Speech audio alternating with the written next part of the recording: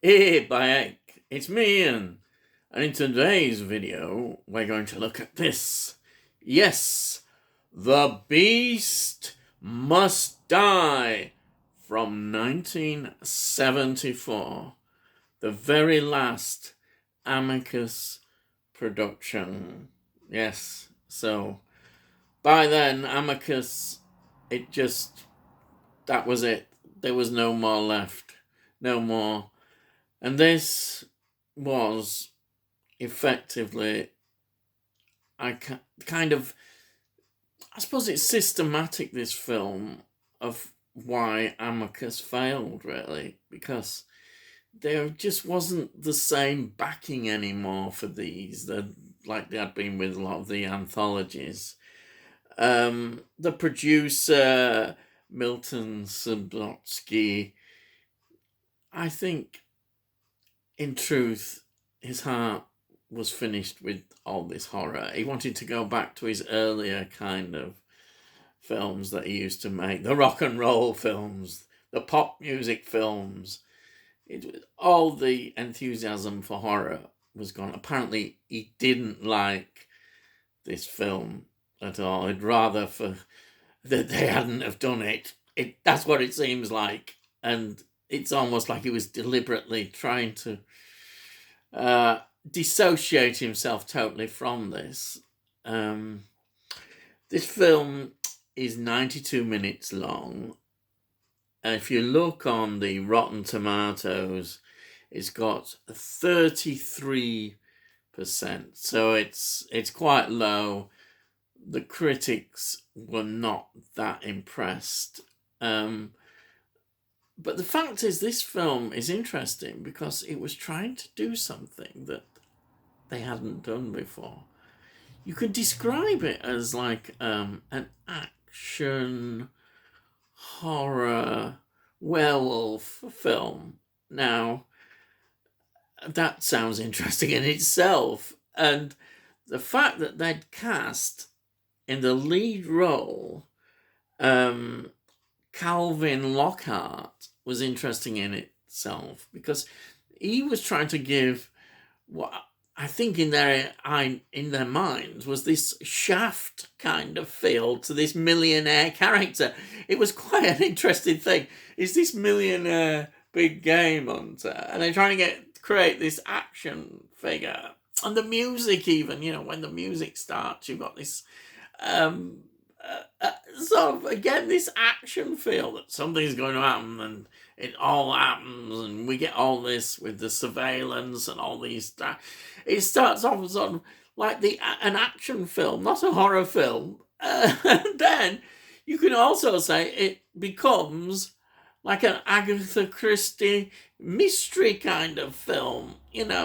Who is the werewolf? Yes, because that's the idea, that he's gathered all these people, these 6 people, to his mansion. He's a rich dude, and he's very English. Yeah, this American actor came along, did the script, and amazing. It's so, there's so many interesting things in this film. It makes it so entertaining. It really does, because it shouldn't really work on paper what is happening, but you could say it should work on paper because of the cast. You've got a tremendous cast. You've got Peter Cushing, and everything that Peter Cushing is in, he just elevates. He just makes it wonderful. And here he is again as an expert on werewolves, and he's just so good again. He really, you just look at him and think, well, he's doing this film an absolute favor. He's making this script better than it probably is, and that's how good he is. It's actually based supposedly on a short story by James Bush called "There Shall Be No Darkness." That was the title of the short story, and then it was a screenplay was created by Michael Winder. Now, The director, I haven't mentioned the director, have I yet, was Paul Annett. Now, his career is very much television when you look at it. All the soap operas as well, like Brookside, Emmerdale, EastEnders even, all he's directed.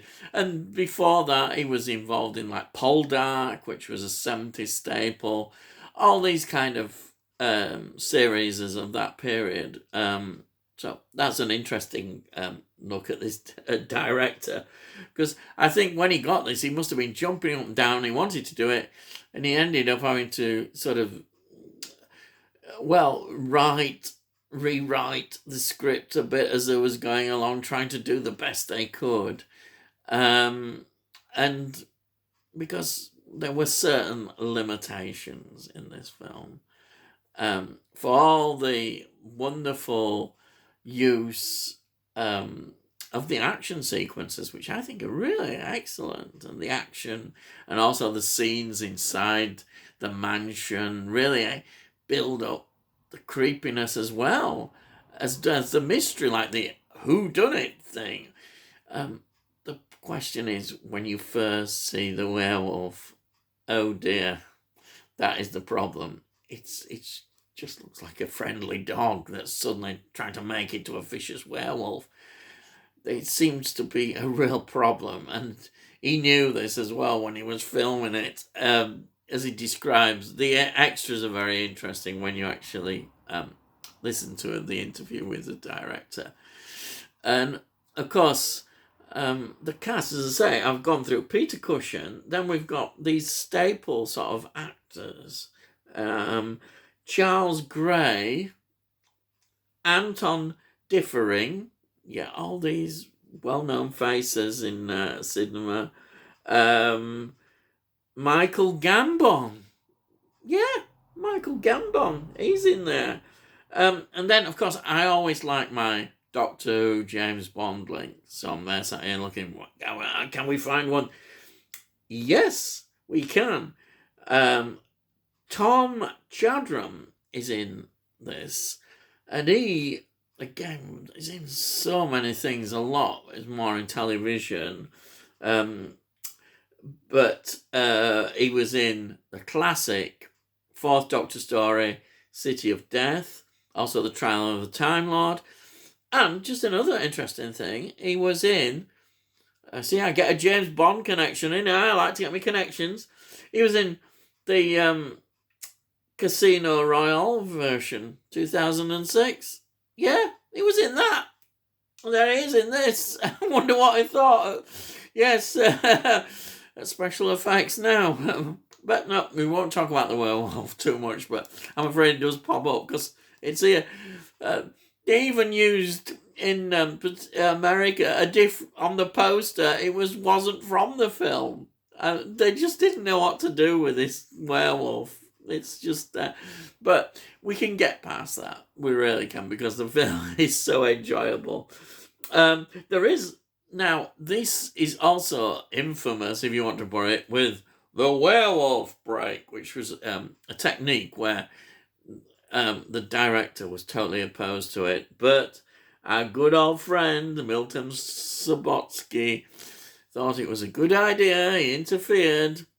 Probably this was his last interference, and put the werewolf break in, where they look, you get this, who is the werewolf kind of thing, guess, and have you guessed, and all that, and the director wasn't pleased about it because it sort of breaks the film up, but it's in there anyhow.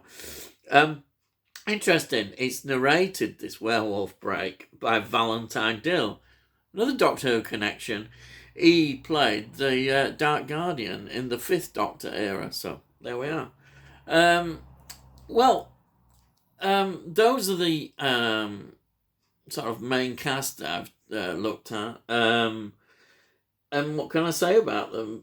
I mean, the main female actress was Marlene Clark, another American actress. So we had two American.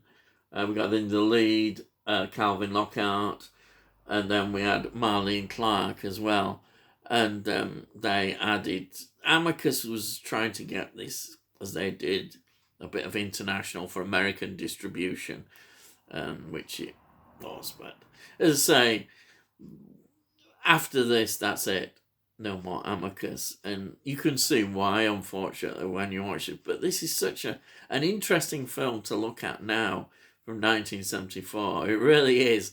And that's why it's got this special edition, I think, All I would say is that you can't help but enjoy it. The quality of actors, the way it's just comes across, is so enjoyable.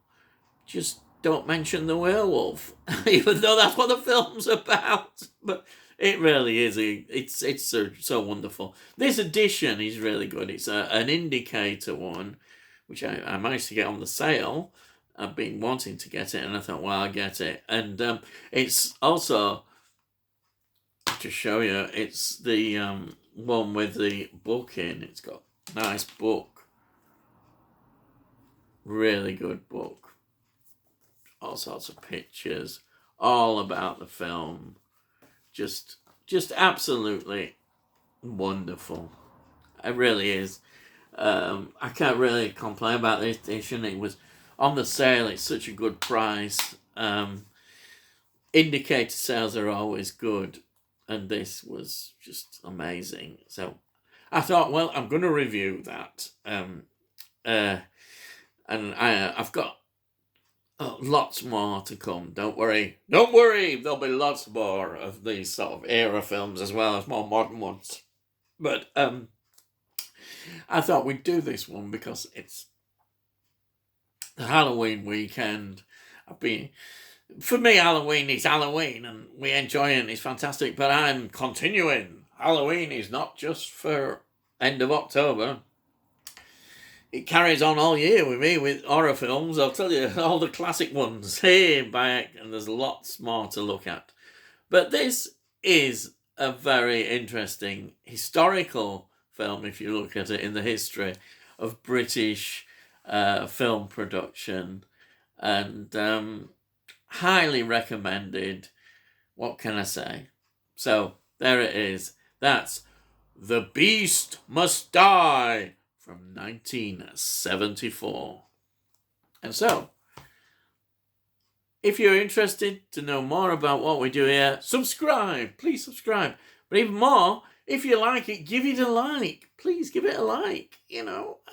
There is a say, it costs note. It costs note. So there you are. So all I've got to say is, I'll see thee, and I'll see thee again.